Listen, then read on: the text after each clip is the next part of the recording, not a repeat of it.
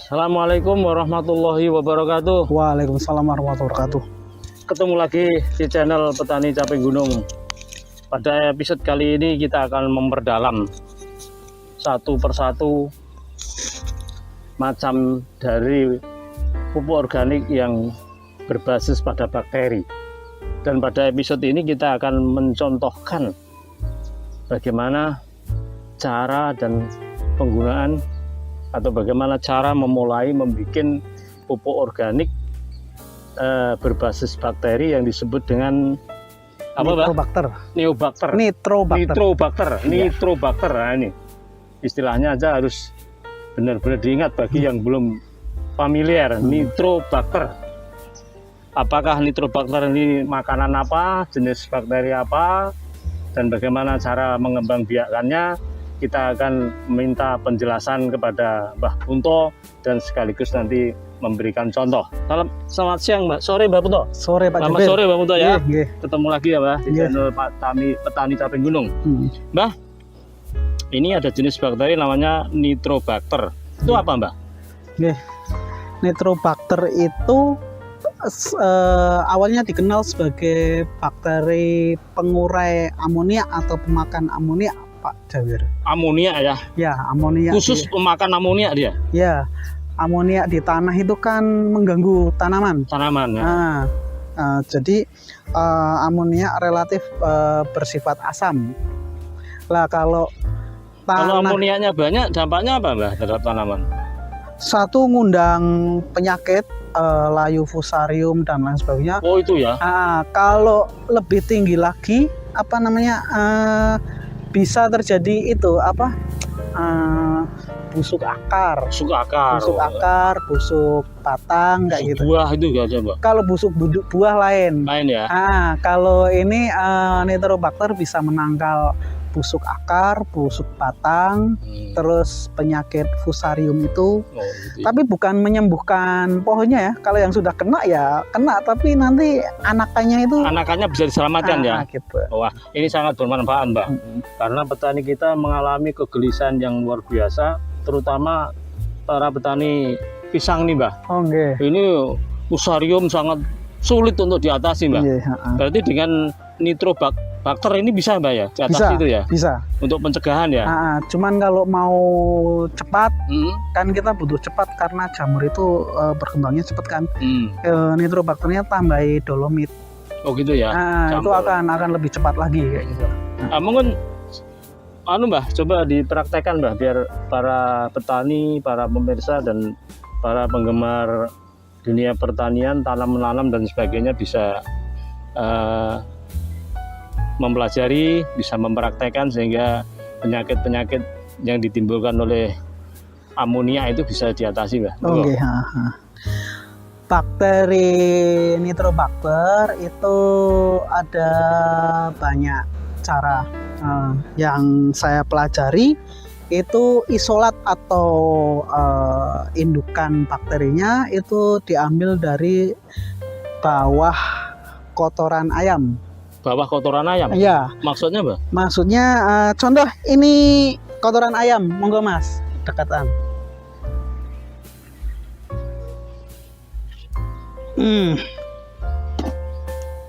Ya, ini semua kotoran ayam, Pak Jabir. Iya, kotoran ayam. Kalau teori yang ada itu diambil tanah di bawahnya. Yang bawah? Tapi selama saya bikin paling cepat itu ambil semua, Pak Jabir, tanah sakohinya. Ambil semua ya? Semua ini ya? Iya. Kalau saya ambil semua. Jadi bukan hanya bawahnya aja ya? Tanah sekohinya kita ambil. Kita taruh wadah.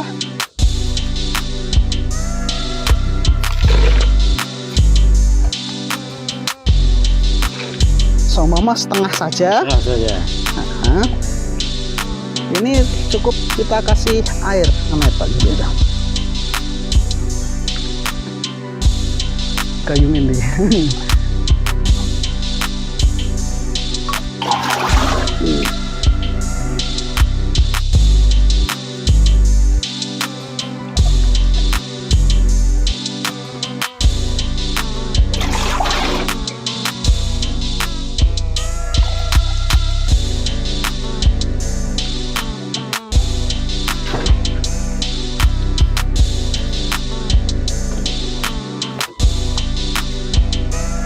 Nah, ini mendekat, Mas. Semua kita bersihkan atasnya.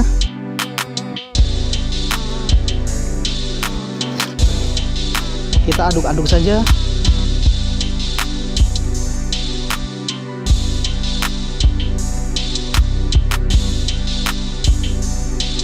Kira-kira kita anggap saja sudah rata, ya. Terus kita tutup. Sebentar. Arifin di Kang.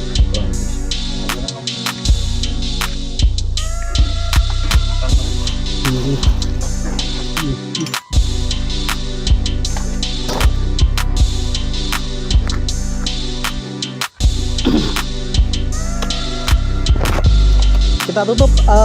Nitrobakter ini tidak tahan cahaya, Pak. Oh, nggak kuat cahaya matahari ya. Apalagi kalau saat panas ya. Jadi kita tutup gelap. Besok pagi kita buka, kita aduk lagi. Terus tutup lagi. Sehari aduk 1 sampai 2 kali sampai nanti tercium bau menyengat. Bau kayak ya bau amonia, kayak apa ya? Kayak bau urea gitu lah. Kayak bau urea tapi yang sudah lama gitu ya. Macem gitu loh. Macem gitu. Nah, itu diaduk lagi. Nah, kalau sudah tercium bau urea, seumpama ini sudah tercium bau urea gitu Pak ya. Nah, kita bisa nambahin, kita bisa memperbanyak dengan apa namanya? Kalau yang saya lakukan paling gampang itu air kolam ikan. Kolam ikan. Air kolam ikan. Jadi seumpama ini gitu, ya? seumpama ini isolat sudah jadi. Baunya sudah menyengat seumpama gitu ya. Lalu kita ambil air kolam ikan 1:1, semua ini 1 ember, berarti nanti 1 ember. Ya ada.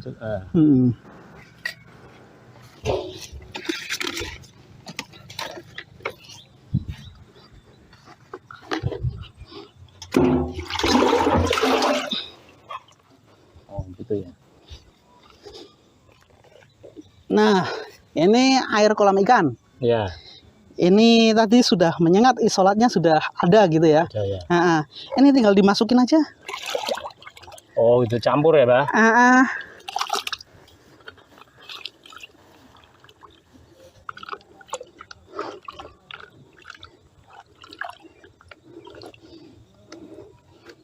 Kita aduk-aduk lagi.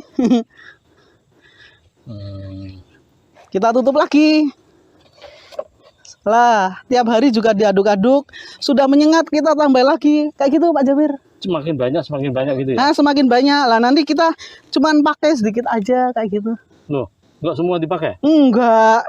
Takarannya tuh cuman paling 1 tangki semprot itu 2 sampai 3 gelas. Berarti sekitar kalau 1 gelasnya 200 Yang diambil itu apanya? Sarinya atau apanya? Nanti kalau sudah isolatnya jadi itu dia warnanya bening. Ini kan sampel ya. Ini kan percobaan ya. Kita ambil yang sudah jadi ini. Oh, ini sudah jadi ya? Iya.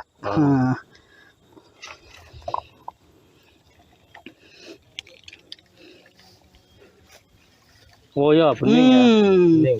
Ya bening kehitaman kayak teh. Ya. Nah, ini itu gelas 200 ml ini. Berarti 2 gelas atau 3 gelas. Itu 1 tank semprot. 1 tank semprot. 16 liter itu ya. Lah memperbanyaknya tinggal tambahi itu air kolam ikan lagi. Oh, jadi kolam ikan itu airnya ya. Jadi di Kenapa tempat kolam ikan air. Kalau air biasa nggak bisa ya? Bukan begitu. Air biasa itu kan kandungan amoniaknya kan tidak terlalu banyak. Oh gitu ya. Lah kalau kolam ikan itu kan apa namanya? Airnya itu kan agak bau itu Pak Jabir. Nah, itu kan makanannya dia, akhirnya dia berkembang biak. Oh, jadi bakterinya berkembang karena ada itu ya? Karena ada amoniaknya itu. Amoniaknya yang dari. Makanya nitrobakter ini juga dipakai itu apa di apa namanya tambak udang, tambak ikan. Oh iya. Nah, itu Semakin banyak diberi itu malah semakin cepat berkembang. iya, jadi kohenya ikan atau udang ditambak itu akhirnya dimakan oleh bakteri ini. Akhirnya amonia itu tidak mengganggu Tambak-tambak itu ya. ikan-ikannya itu, ikan dan yang- udangnya itu gitu loh. Ikan-ikan yang dikembangbiakan itu tidak terganggu oleh itu. Ini kalau petani tambak tahu cara bikinnya kayak gini, saya milih bikin saya. Karena setahu saya mereka beli berbotol-botol, satu botol berapa itu 25.000, mereka beli sampai 20-50 botol. Wah, Padahal bikinnya kayak gini. kayak gini saja ya. Terus ini disemprotkan berapa Bapak penyemprotan misalnya apa seminggu sekali ya? Oh ya, jadi dia selain pemakan amonia, dia juga bersifat basa Pak Jabir. Biasa ya. Dia ber-pH 7 sampai 9. Jadi dia bisa dipakai sebagai semacam pestisida tapi alami. Pasti sudah alami ya. Jadi di saat dia dispray ke tanaman,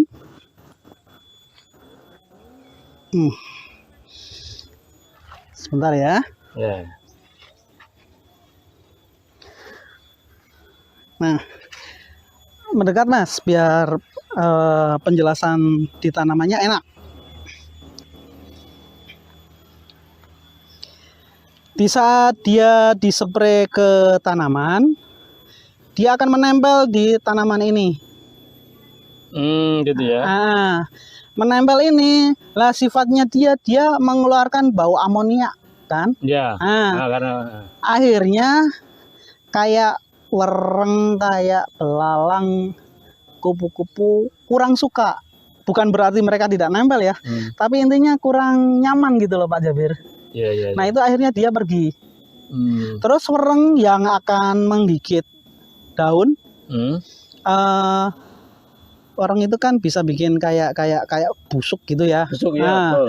Yang dia keluarkan itu kan sebenarnya cairan bisanya itu bersifat asam. Asam ketemu basa, akhirnya bereaksi Pak Jabir. Lah dianya jatuh. Ya. Makanya nitrobakter ini bisa jauh dari wereng. Terus di beberapa pengaplikasian di padi itu burung pun tidak mendekat Pak Jawir. Oh gitu ya. Di beberapa pengaplikasian di padi itu tiap sore pakai nitrobakter itu tanamannya tidak perlu itu apa? Kayak jaring-jaring itu loh. Ya, dipasih jaring biar kadang dikasih, oh yuk apa itu uang-uangan gitu ya. Nah, orang-orangan ya. itu Weden sawah. weden sawah. Nah itu pakai nitrobakter sudah cukup. Cukup. Atau kalau mau kita tingkatkan lagi kupu-kupu pada ini apa namanya tanaman bawang, petani bawang Brebes itu kan katanya permasalahannya di saat masih usia dini banyak kupu-kupu hinggap begitu ya. Nah, pakai nitrobakter kita tinggikan dosisnya sampai 4 gelas atau 5 gelas, berarti 5 gelas 1 liter ya. Ya pakai cibuk 1 liter kurang dikit gitu kan ya. Terus kasih itu biar strong minyak kayu putih 3-4 tetes saja per tangki. Gitu ya. Itu kupu-kupu tidak mau bertelur di daun itu ya. Jadi itu banyak yang tidak tahu nih. Bisa disampaikan ini ke petani bawang baik di Brebes atau yang lainnya. Obat kupu-kupu yang kebanyakan merusak tanaman masih belia itu, itu nitrobakter ini tadi yang bikinnya seperti tadi, dikasih minyak kayu putih 4-5 tetes saja per tangki, disemprotin. Itu kupu-kupu selesai ya. Itu baunya kupu-kupu tidak menyingkir lah. Gitu loh. Nah, kalau Mbah tadi termasuk bakteri Fusarium, gimana Fusarium? Oh gitu. Fusarium itu ada karena tanahnya asam Pak Jabir. Asam nih tanah. Nah, kalau tadi kan disemprot ke tumbuhan. Nah, lah ini bisa disemprot atau dikocorkan. Seumpama ini nitrobakter yang sudah jadi ya. kita siramkan ke sekitar tanaman. Atau kita kalau semprot berarti semprot merata ke sekitar sejauh kira-kira akar. Nah, dia akan membentuk menaikkan pH tanah. Ya. Fusarium itu tidak bisa hidup kalau nggak salah pH di atas 5 atau 6 itu dia sudah tidak hidup. Tapi kalau 6 jelas tidak hidup dia. Jadi kita terus-terusan sambil terus-terusan nanti tanahnya akan naik sendiri pH-nya. Nanti rumput dari yang berdaun sempit yang mana ya? Daun sempit ini, Pak? Ini Pak Jabir. Oh ya, ini. Nah, ini nanti kalau terus-terusan kena nitrobakter dia mati. Mati ya? Mati sendiri, akan berubah ke gulma yang kayak gini. Oh, itu ya. Kayak gini. Berubah. Ini aja masih bisa hidup di 5,5, dia angka pH 6,5. Ini juga sudah terganggu kehidupannya. Kayak gitu. Jadi nitrobakter ini sudah sangat dibutuhkan untuk lahan. Karena dia memperbaiki struktur tanah, meningkatkan pH tanah, menjadi pestisida dengan cara dosisnya dinaikkan. Apalagi ya banyak sekali. Oke, Mbak. Ini terima kasih. Jadi dari satu jenis saja. Ini kan baru satu jenis. Yaitu nitrobakter saja sudah bisa memberikan manfaat banyak untuk kaum tani. Mulai dari menjaga tanaman dari berbagai macam hama, akar yang biasanya layu fusarium dan sebagainya itu bisa diatasi dengan baru satu jenis dari pupuk organik yang berbasis bakteri. Oh ya, ada satu lagi Pak Jabir. Ada satu lagi? Di saat dia di dalam tanah, dia menghasilkan nitrogen dan oksigen. Nitrogen ya. Jadi nitrogen itu nanti unsur N yang akan dibutuhkan oleh tanaman. Ibaratnya kalau pupuk kimia itu urea dia. Itu kelupaan tadi. Ada ya. Jadi ini saya katakan sekali lagi bahwa satu jenis saja sudah memberi manfaat yang banyak. Iya, betul. Dan masih banyak nanti jenis-jenis yang lain yang akan disampaikan oleh Mbah Punto untuk episode berikutnya. Siap. Mungkin ada salam-salam, Mbah. Salam buat kawan-kawan TKCI. Saya TKCI Pekalongan, TKCI di seluruh Nusantara. Salam dari Mbah Punto Pekalongan. Terus juga kawan dari Kadang Tani Sarwo Tulus juga salam. Salam juga buat Pak Turjaun. Cekap. Dan salam untuk yang lainnya. Oh ya, salam untuk petani organik. Sahabat Banser di seluruh Indonesia.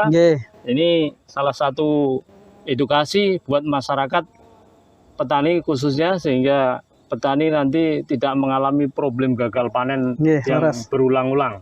Dengan cara-cara yang sangat sederhana, petani kita bisa dibantu, bisa diberi edukasi dengan harga yang sangat murah, sehingga ini sangat bermanfaat bagi kita semuanya, khususnya kaum tani. Untuk persaudaraan tidak lupa kita mohon untuk subscribe, like, and comment, dan juga share, sehingga informasi yang bermanfaat ini bisa diterima oleh banyak pihak. Terima kasih. Wassalamualaikum warahmatullahi wabarakatuh. Waalaikumsalam warahmatullahi wabarakatuh.